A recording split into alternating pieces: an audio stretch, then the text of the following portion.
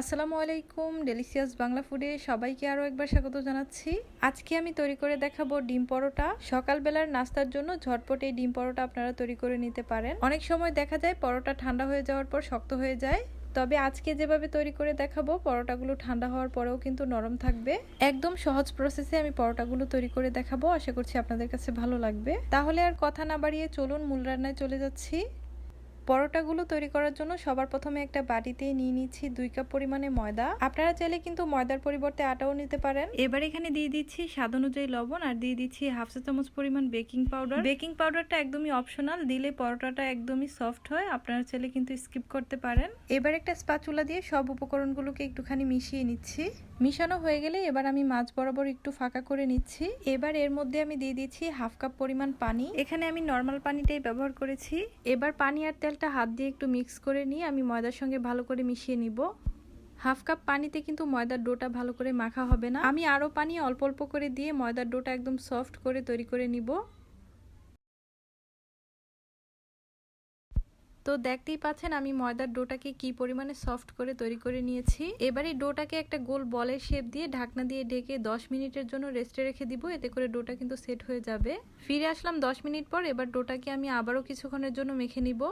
এখন ডোটা একদমই নরম দেখাচ্ছে, তবে কিছুক্ষণের জন্য মেখে নিলে কিন্তু ডোটা একদমই স্মুথ হয়ে যাবে। তো দেখতেই পাচ্ছেন ডোটার মধ্যে আমি সামান্য পরিমাণে ময়দা দিয়ে ডোটাকে মেখে নিচ্ছি।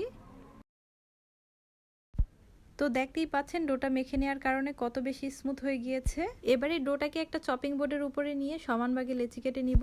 আমি মোট 6 ভাগে লেচি কেটে নিচ্ছি, মানে আমার 6টা পরোটা হবে। পরোটাগুলো আমি খুব বেশি মোটা করে বেলবো না, তাই মাঝারি সাইজের করে লেচি কেটে নিয়েছি। আপনারা আপনাদের পছন্দ মতো ছোট বড় করে কেটে নিতে পারেন। এবার এই লেচিগুলোকে আমি গোল করে রেডি করে নিব।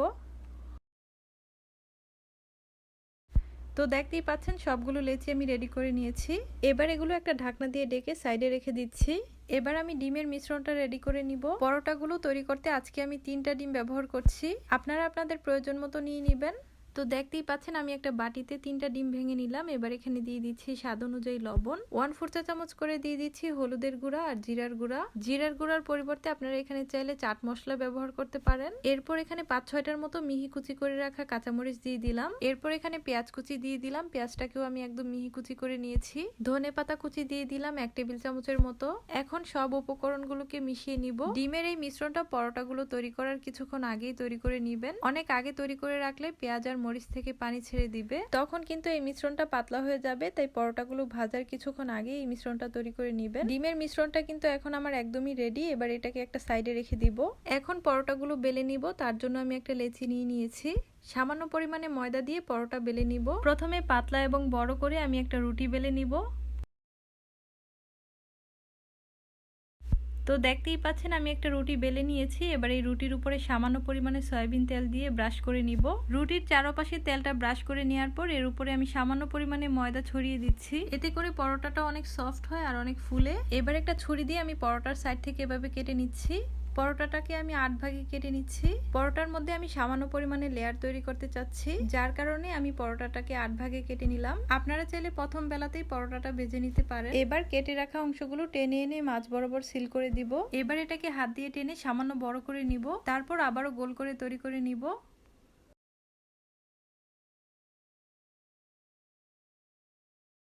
এবার এর উপরে সামান্য পরিমাণে ময়দা দিয়ে আবারও বেলে নিব। পরোটাটা আমি খুব বেশি বড় অথবা ছোট করব না, মাঝারি সাইজের করে বেলে নিব। তো দেখতেই পাচ্ছেন পরোটাটা ঠিক আমি কতটুকু পাতলা করে বেলে নিয়েছি। এবার পরোটাটা ভাজতে আমি চুলায় চলে যাচ্ছি। তার জন্য চুলায় একটা ফ্রাই প্যান বসিয়ে আমি হালকা গরম করে নিয়েছি। তারপর পরোটাটা আমি দিয়ে দিলাম। পরোটার একটা পাশ যখন হালকা হয়ে আসবে তখন এটাকে উল্টিয়ে দিচ্ছি। এখন দেখতেই পাচ্ছেন পরোটাটা ফুলতে শুরু করে দিয়েছে। ঠিক এই পর্যায়ে আমি অল্প অল্প করে তেল অ্যাড করে দিব। আমি প্রায় হাফ টেবিল চামচের মতো তেল এখানে দিয়ে দিলাম। এবার পরোটাটা আবার উল্টিয়ে দিব। তো দেখতেই পাচ্ছেন পরোটার এই পাশটা কিন্তু ভালো করে ভাজা হয়ে গিয়েছে। এখন পরোটার উপরে আমি যে ডিমের মিশ্রণটা রেডি করে রেখেছিলাম সেখান থেকে অল্প অল্প করে দিয়ে দিব। আমি প্রায় 2 থেকে 3 টেবিল চামচের মতো ডিমের মিশ্রণটা দিয়ে পরোটার উপরে ভালো করে ছড়িয়ে দিব। বেশি করে দিলে পরোটাটা খেতে বেশি ভালো লাগে, তবে আপনারা কিন্তু আপনাদের প্রয়োজন মতো দিয়ে দিবেন। ডিমের মিশ্রণটা দিয়ে দেওয়ার পর এবার পরোটাটাকে উল্টিয়ে দিব। এবার ডিমটা যাতে ভালো করে ভাজা হয় তার জন্য আমি আরো সয়াবিন তেল এখানে দিয়ে দিব। তো দেখতেই পাচ্ছেন পরোটার এই পাশটাও কিন্তু ভালো করে ভাজা হয়ে গিয়েছে। এখন ঠিক একইভাবে পরোটার এই পাশেও আমি ডিমের মিশ্রণটা 2 থেকে 3 টেবিল চামচের মতো দিয়ে দিব। ডিমের মিশ্রণটা দেওয়া হয়ে গেলে আবারও পরোটাটাকে উল্টিয়ে দিব। ডিমটা ভাজার জন্য সেম একইভাবে এখানেও আমি তেল দিয়ে দিব। মোট কথা একটা পরোটা ভাজতে আমার 1.5 থেকে 2 টেবিল চামচের মতো তেল লেগেছে। এখন শুধু পরোটাটাকে উল্টিয়ে পাল্টিয়ে গোল্ডেন ব্রাউন কালার আসা পর্যন্ত ভেজে নিব। সম্পূর্ণ পরোটাটা ভাজার সময় আমি চুলার আঁচটা মিডিয়ামই রেখেছি, কারণ বেশি বাড়িয়ে পরোটাটা ভাজতে গেলে পুড়ে যাবে। তো দেখতেই পাচ্ছেন পরোটার দুইটা পাশই কিন্তু ভাজা হয়ে গিয়েছে। এবার এই পরোটাটাকে আমি চুলা থেকে নামিয়ে নিব। আপনাদের বোঝার সুবিধার্থে আমি আরো একটা পরোটা ভেজে দেখিয়ে দিচ্ছি।